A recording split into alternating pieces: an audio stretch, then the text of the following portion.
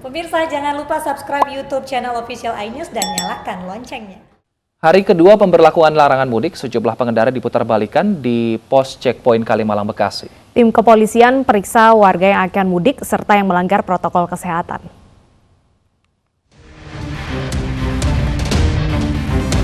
Polisi beserta Dinas Perhubungan terus melakukan penjagaan di pos checkpoint Kalimalang, Bekasi di hari kedua pemberlakuan larangan mudik.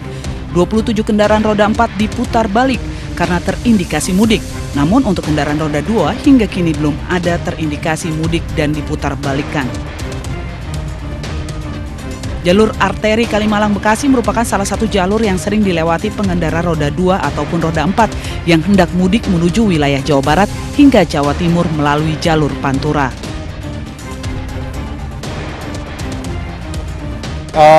Sebagaimana diketahui bahwa pada hari kedua untuk di wilayah Jakarta itu telah ditetapkan terdapat 8 lokasi checkpoint.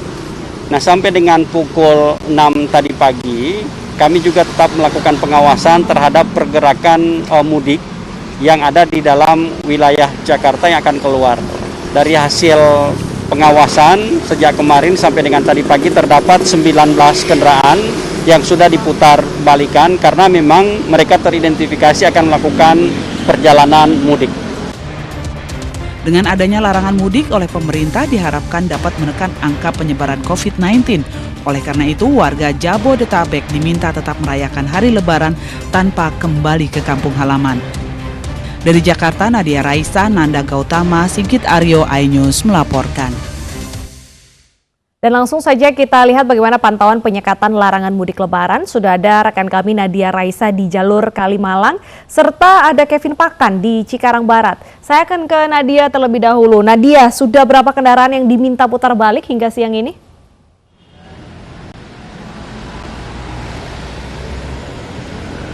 Ya, Deta dan juga Wilson, di hari kedua pemberlakuan larangan mudik di pos checkpoint ke Sumber Arta Kalimalang, Bekasi tempat saya melaporkan hingga saat ini. Untuk hari ini sendiri sampai siang ini sendiri itu baru ada 1 kendaraan yang diputar balikan karena terindikasi mudik dan itu adalah kendaraan roda 4. Namun jika dijumlahkan dengan hari sebelumnya yaitu hari pertama, total ada 27 kendaraan yang diputar balikan karena terindikasi akan melakukan perjalanan mudik. Dan seluruh kendaraan tersebut merupakan kendaraan roda 4. Sedangkan hingga saat ini masih belum ada kendaraan roda 2 yang ditemukan atau terindikasi melakukan mudik sehingga diputar balikan. Jalur ini sendiri menjadi penghubung antara Jakarta Timur dan juga Bekasi dan kerap kali dilalui oleh pengendara roda 2 maupun roda 4 yang akan mudik menuju ke daerah Jawa Barat dan juga Jawa Timur melalui jalur Pantura. Namun hingga siang ini masih belum ada penambahan jumlah pengendara yang terindikasi mudik dan diputar balikan. Dan juga menurut informasi yang kami dapatkan, pihak aparat sendiri memeriksa dengan cara memantau jumlah penumpang yang ada, lalu selain itu juga barang bawaan yang dibawa, serta kelengkapan surat-surat terlebih lagi untuk travel dan juga bis.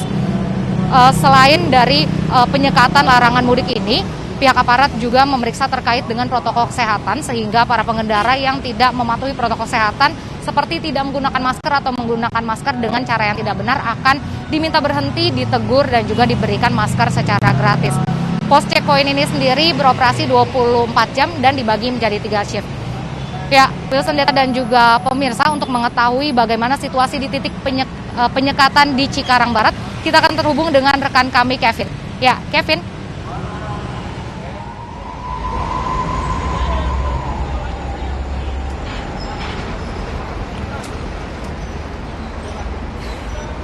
Ya, terima kasih rekan Nadia. Memasuki hari kedua larangan mudik tahun 2021 berdasarkan pantauan kami untuk titik penyekatan di gerbang tol Cikarang Barat 3, tepatnya di kilometer 31 tol Jakarta Cikampek.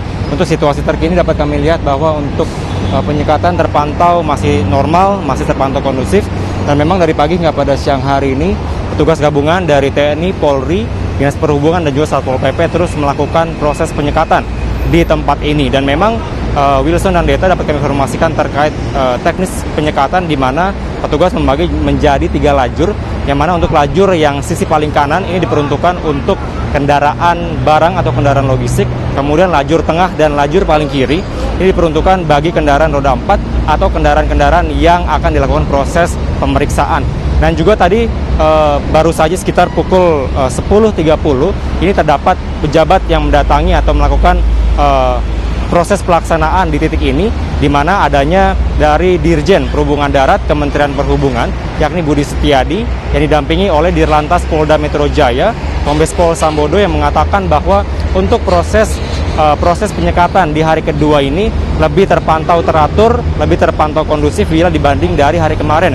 Yang mana seperti yang disampaikan juga bahwa kemarin sempat adanya antrean yang cukup panjang di titik ini, yang mana hampir di kilometer 28. Namun tadi Sambodo atau Dirlantas Polda Metro Jaya mengatakan bahwa sampai dengan hari ini hanya 1 kilometer saja atau hanya sampai di kilometer 30. Tadi juga dari Dirjen Perhubungan Darat mengatakan bahwa untuk proses antrean ini nantinya bila terjadi kepadatan atau antrean pada siang atau sore nanti, maka tidak menutup kemungkinan nanti pihak petugas di lapangan akan kembali membuka atau tidak melakukan penyekatan di titik ini. Namun bila nanti proses penyekatannya sudah kembali lebih pendek begitu, maka akan kembali dilakukan proses penyekatan.